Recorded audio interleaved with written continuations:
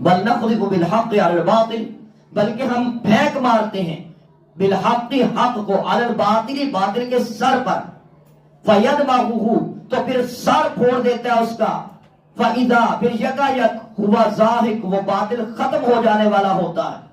وَلَكُمُ الْوَيْلُ اور تمہارے لیے ہلاکت ہے، مما بوجہ ان باتوں کے جو تصفون تم اللہ کے بارے میں بیان کرتے ہو، اللہ کے لیے جو عقیدے کرتے ہو۔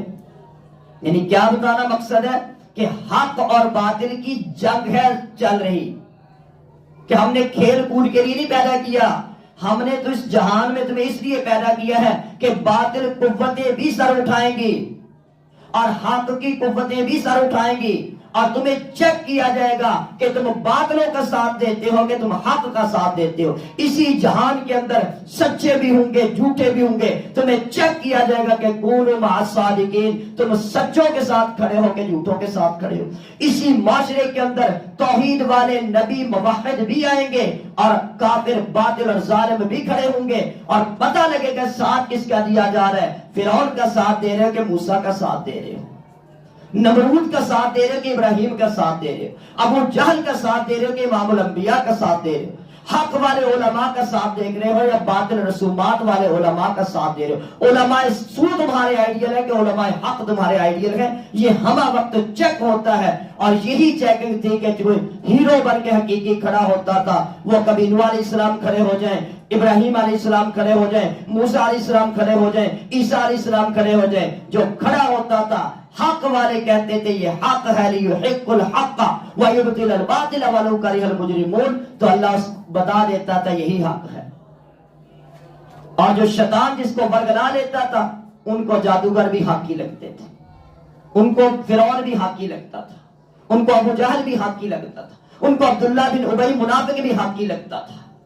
تو اس لیے اللہ رب العزت نے فرمایا یہ کھیل تو جب سے ہم نے انسان کو دنیا میں بھیجا اور ساتھ ہی شیطان کو بھی بھیج دیا، وسوسہ ڈھال کے شیطان نے وہ درخت سے پھل کھلوا دیا جس سے منع کیا تھا، اور کھانے کے بعد دنیا میں پہنچا دیا اور کہا دونوں ہی تم اتر جاؤ زمین پر۔ اب انسان بھی جائے شیطان بھی جائے، نیکی اور بدی کی جنگ ہوتی رہے گی، برائی اپنے سورسز استعمال کرے گی، اور اللہ نیکی کے لیے اپنی رحمتیں برکتیں فرشتے کتابیں بھیجے گا، اور جو اتنا باطل ہو جائے گا کہ شیطان کے ساتھ شیطان بن چکا ہوگا تو وہ 11 مہینے جیسی نافرمانیاں کرتا ہے، وہ رمضان المبارک کے 12ویں مہینے کے اندر بھی اسی طرح شیطان کا ساتھ بن کے رہے گا، سحری افطاری اس کو کوئی کام نہیں دے گی، وہ اس طرح رمضان میں بھی نہیں آئے گی۔ بل نقذف بالحق علی الباطل فیدمغہ فاذا هو زاہق، کہ جب حق کا کوڑا لگتا ہے، جب حق کی ضرب باطل کے اوپر پڑتی ہے اس کا بیجا کوڑ کے رکھ دیتا ہے، اس کا دماغ درست کر کے رکھ دیتا ہے۔ فبہت الذی کفر، پھر کافر جو ہے وہ ہکا بکا رہ جاتا ہے۔ کبھی نمرود کافر سامنے آتا ہے ابراہیم کے اور مناظرے کرتا ہے کہ جی میں رب ہوں، کہا دلیل کیا ہے؟ پہلے ابراہیم سے پوچھتا ہے، ابراہیم علیہ السلام فرماتے ہیں میرا رب وہ ہے جو زندہ بھی کرتا ہے مارتا بھی، کہ یہ کام تو میں بھی کرتا ہوں، جس کو پھانسی لگانی تو اس کو رہا کر دی، اور جس کو رہا کرنا تو اس کو پھانسی لگا دی۔ کہا اچھا اس کو میں اس باطل انداز میں ظاہر انداز کی دلیل یہ پیش، کہا میرا رب وہ ہے جو سورج کو مشرق سے لاتا ہے مغرب میں غروب کرتا ہے، جس کو آج مشرق سے نکال کے دکھا، مغرب سے نکال کے درکا مشرق میں جا کے غروب۔ فبہت الذی کفر، ہکا بکا رہ گیا۔ یعنی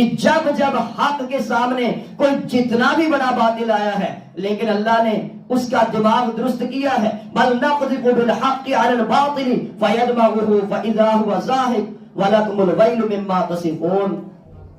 کہ اگر تم توحید کو نہیں مانو گے، اگر نبوت کو نہیں مانو گے، اگر رسالت کو نہیں مانو گے، اگر دعوت کو نہیں مانو گے، اگر اللہ کے روحانی ایمانی قرآنی پیغام کو نہیں مانو گے، دنیا کائنات میں تمہیں ہلاکت سے بچا کوئی نہیں سکے گا،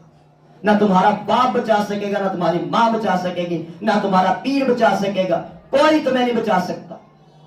تمہارے بڑوں کو کوئی نہیں بچا سکتا، تمہیں کس نے بچانا ہے؟ ایک ہی صورت ہے بچنے کی، امام الانبیاء نے اپنی بیٹی سے سگی فاطمہ سے کہا کہ بیٹی عمل کرو، اعملی عمل کرو،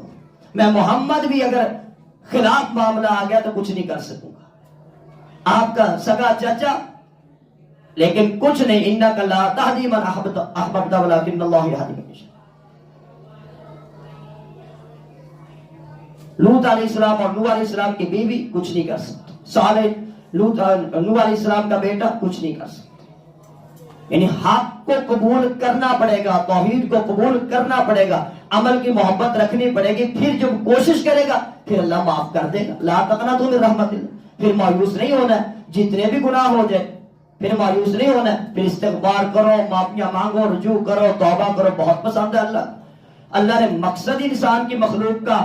اس لیے بنایا ہے کہ ایک ایسی مخلوق ہونی چاہیے جس سے غلطی بھی ہو اور اس کو غلطی کا احساس بھی ہو اور مجھ سے معافیاں بھی مانگے۔ اور پسند اللہ کو اتنا ہے کہ جس طرح کوئی بندہ جس کا سارا ساز و سامان اس کے ساتھ ہے اور اچانک وہ کسی جنگل میں ہے، وہاں سے جب وہ سو گیا، آنکھ کھلی تو کچھ بھی پاس نہیں، سواری چلی گئی، نہ کھانا پینا، نہ بستر ہے، نہ کچھ پتہ ہے وہاں پہ، نہ کوئی رابطہ، نہ کوئی تعلق، نہ کوئی موبائل۔ یعنی اب اکتا جاتا ہے، پوری محنت کر کے تھک کے بیٹھ جاتا ہے کہ موت کے علاوہ کیا چاہ رہا ہے، میں تو بے بس ہو چکا ہوں۔ اور اچانک کوئی آنکھ لگتی ہے یا تھوڑی دیر بعد دیکھتا ہے تو اس کی سواری گھوم پھر کے اس کے سامنے، اتنا خوش ہوتا ہے، اے اللہ تو میرا بندہ، میں تیرا رب۔ یعنی خوشی کے اندر کلمات ہی پتہ نہیں ہے۔ تو یہ حدیث میں آیا ہے کہ اس بندے کو جتنی خوشی ہوتی ہے اللہ کو اس سے بھی زیادہ خوشی ہوتی ہے کہ میرا بھولا بھٹکا بندہ آیا تو صحیح، چلو جمعے کو ہی آ گیا، چلو رمضان کو ہی آ گیا، کبھی فجر میں ہی آ گیا، تکلیف پر ہی آ گیا، کوئی جھنجھوڑنے پر ہی آ گیا، آیا تو صحیح، اس کو پتا تو ہے میرا بندہ ہے، میرا کوئی رب ہے، میں اس کا بندہ ہوں۔